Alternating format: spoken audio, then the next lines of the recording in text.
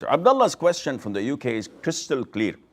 And a lot of the Muslims have doubts in this. He says we have to connect our kinship and to maintain them. But what about the opposite gender? So this means that we have an instruction to maintain our kinship, and we have a prohibition and a restriction in free mixing and socializing with the opposite gender who are not our mahram. So this always prevails.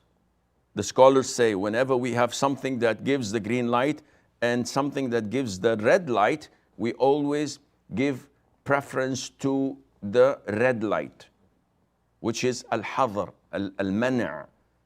Restriction and prohibition always comes first rather than the permission. So in our case, when I have my uncle's wife, so my uncle is my relationship, he's my blood, he's my kinship. His wife is not. Not only that, she's not mahram. Then I can have no contact with her. Okay, what about my uncle's daughter?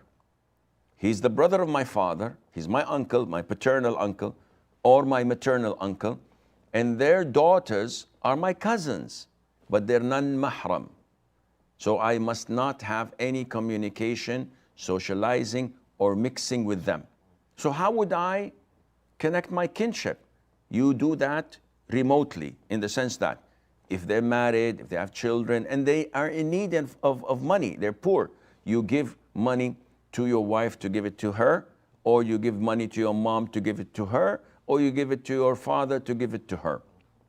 But you don't have non-mahram relationship. This is not permissible. But to go and check on them or to be on a WhatsApp group and joke and socialize, this is totally prohibited in Islam.